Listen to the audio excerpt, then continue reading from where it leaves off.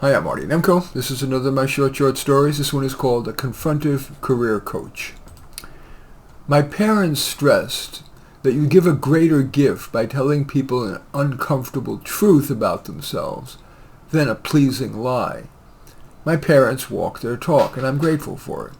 They pulled no punches when I was too long-winded, not thorough enough, or too argumentative. My training to become a career coach stressed the opposite.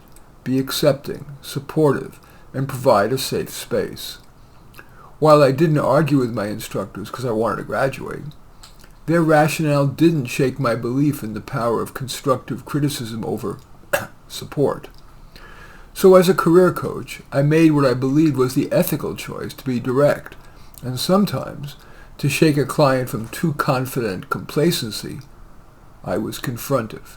For example, a client was a bored Social Security administrator. The more I learned about him, the more I realized that in his soul, he was entrepreneurial. For example, he said he used to be a ticket scalper and later admitted that he still does it a little. I suggested, perhaps too bluntly, that he needed to sacrifice the security of his ill-suited career as an administrator and become an ethical entrepreneur, but not a scummy one. I'm sure he inferred that the word scummy referred to him. He got angry with me, but fast forward a year and he was running a moderately successful online business selling used books that he sources from libraries that are dumping excess inventory. Another client, a clinical social worker, blabbed on and on about how spirituality-centered she was, including chakras and Wicca retreats with naked sage-burning dancing in the woods to banish evil spirits in favor of world peace. She said that for the last 2 years she's been trying to make a related activity her career, doing healings. She's 33 years old, and I asked how much she's made net per year. Answer, $3,000. I said, "You have a hobby. Do you want to continue living off your boyfriend's income? Is that spiritual? You need a career, not a religion." Well, she hated me for a session. Then we explored more remunerative and, yes, more conventional ways to do healing. And she decided to enroll in a course that teaches using progressive exposure to help people overcome phobias.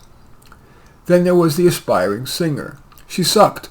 And while I didn't use those words, I did say, "You're paying me for candor." Well, sure, Bob Dylan succeeded with a bad singing voice, but I'm not sure you're Bob Dylan. She walked out right then. Indeed, my confrontive approach was poorly received by too many clients, and my practice slowly withered and withered.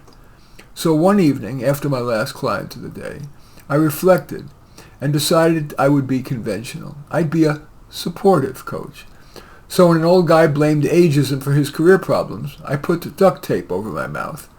It might have done more good to remind him of his tech lightness and admitted declining learning speed and memory. He said, "I have CRS, can't remember shit." But I played Mr. Support. I can imagine how frustrating it must be to be the victim of ageism, blah, blah, blah. When clients wanted to use creative writing to hide their employment failures and gaps, I remained silent and merely helped them write the resume they wanted. My practice rebounded, but I reflected on my new approach and felt it wasn't ethical and was less helpful. But the catch-22 is that too many clients wouldn't tolerate a confrontive career coach. So I decided to close up shop right after I saw the client who I most believed warranted confrontation.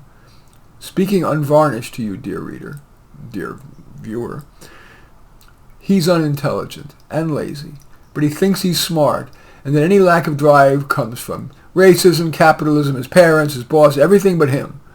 He claims that the one internal cause of his torpor is immutable. "I'm depressed," he says. But it's clear that his depression isn't physiological. He has drive for things he finds fun. An appropriate job and work ethic would go a long way to curing his depression. I told him as much, and yes, at the end of the session he said, "This is our last session." As soon as we got off the Zoom, I deleted my practice's website, tossed out my business cards from my desk and wallet, and unlisted my phone number.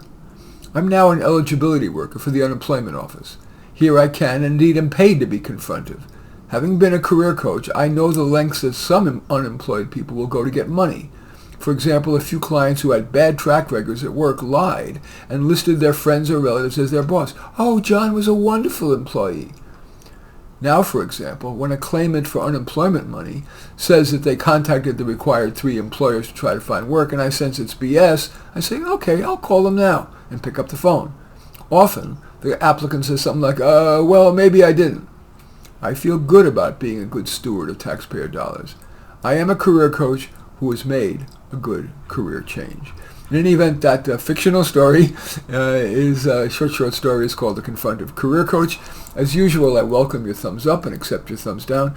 I always look forward to your comments, and especially like it if you hit the share button below. Share on your social media so that my efforts can have broader impact. And I am flattered if you choose to subscribe to my channel. And certainly would welcome you checking out any of my books of short stories.